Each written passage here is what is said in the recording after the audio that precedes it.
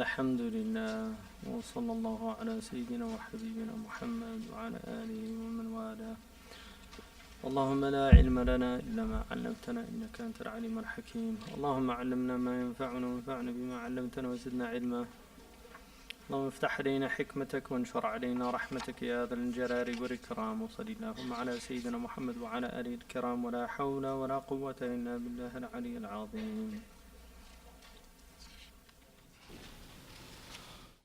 So he says on 68, Sir Abdul Aziz al-Lamti, وكان قادرا على التدمير لو شاء لكن جاد بالتأخير. The Prophet ﷺ was capable of wreaking havoc upon them had he wished. Instead, he generously gave them respite. The Prophet ﷺ, when Sayyidina Umar became Muslim and he began to really become more strengthened in Medina, in Mecca, the Quraysh became very aggressive. And one of the things that they did, and it was mostly at the instigation of Abu Jahl, was to create a type of sanction on the Prophet ﷺ. And because the Prophet and his family went into the shi'b of Abi Talib radiallahu anhu, they basically decided to sanction the Abu Talib, the whole family of Bani Hashim. And Hashim, as you know, Hashim is the brother of Muttalib. So the Muttalibi and the Hashimi were both sanctioned. And these were the two. All of the Quraysh are related at some point. Like Abu Bakr is a Taymi. His father was Taym, and Taym was the son of Murrah. So when you look, that's why like Kilab is the Prophet ﷺ's ancestor, who was the son of Murrah. Murrah had Kilab and Taym is the grandfather of Abu Bakr. So the Prophet and Abu Bakr become related at Murrah. That's the grandfather that they share. This is true of all of the Quraysh. At some point, if you go back to Mudar, they all have some relationship. And that's why the Arabs had a very strong sense of kinship bonds.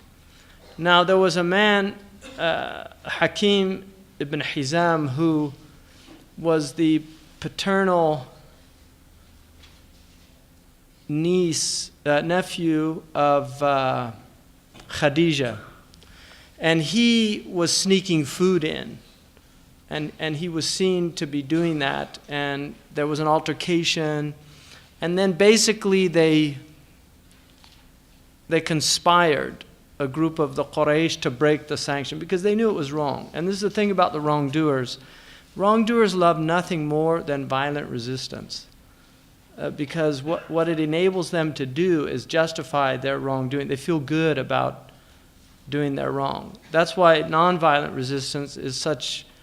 When you don't have parity, obviously if you have parity, there's no need for a nonviolent resistance. When you have the ability to defend yourself, you defend yourself. But when you don't have the ability to defend yourself, the best way to defend yourself is to resist without resistance, nonviolently. Because the evildoer, it's very hard for people to harm people unjustly, unless they're really evil people, but those people are actually a minority. Most of the people that actually implement these things suffer greatly, which is why in America, for instance, Vietnam, so many of the homeless are Vietnam vets, drug addicts came out of the Vietnam War, and the same is happening now in Iraq, because people can't do the things that modern soldiers are called to do without suffering greatly inside. So this is what was happening to some of these Quraysh. They were actually really bothered by this sanction. And the example there of Hakim ibn Hizam, he was sneaking food in. This was his aunt. Khadija, and he knew it was wrong. So they went, and they had written this in a sahifa that they would do this. And the Prophet told Abu Talib that the sahifa was already gone, wasn't even in the Kaaba anymore, because some termites had eaten it. So when they met in the Kaaba, they were one group said, one man got up and said, we should end the sanction. Abu Jahl said, no, not ending the sanction. And then each one who had conspired, they all started getting up and saying, no, we're going to end the sanction. And he ended up becoming the minority voice. So even though it lasted, he says it probably lasted 2 to 3 years, the sanction, 2.5 years. I mean, there's different narrations. But the point being is that this was a very incredibly difficult time. They were eating leaves from trees. So this was a very difficult time for the Prophet ﷺ and his followers. And obviously, Habasha helped, because a group of the Sahaba went to the land of Ethiopia, and the Prophet ﷺ said that it's a land that's ruled by a just ruler.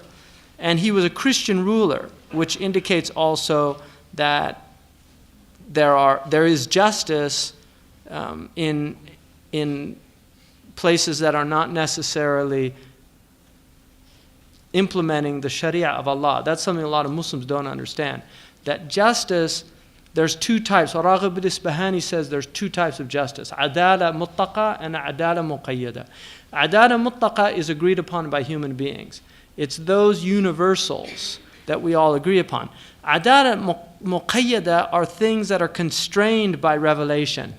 So if you want a Western understanding of this, in Western legal theories, they have what's called natural law theory. This was the common denominator of most Western legal tradition until the mid-20th century. Before the mid-20th century, almost all of the great legal minds of the West believed in natural law theory. They believed that there was an inherent human understanding of right and wrong. And during the Enlightenment, these people believed this.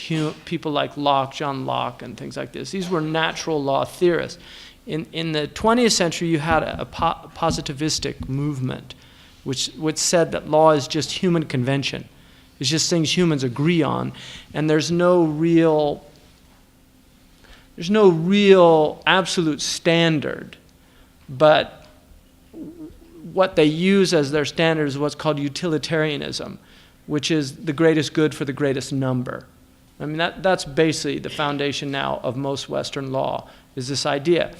We Muslims believe in natural law. We believe that there's a fitrah in people, and that the fitrah is substantiated by revelation. But the fitrah is the basis, which is why people, and this is a khilaf amongst the mutakallimun. Some of them say people will be responsible for natural law. And the Ash'ari, which is the dominant opinion, says no, they won't be taken into account. The Maturidiyya say the intellect is enough to give human beings responsibility for their actions. To some degree, like in universals, like killing, murder, theft, things like that. But in the details of the Sharia, the intellect doesn't really have access to it. So that's where you get the idea of adala muqayyada.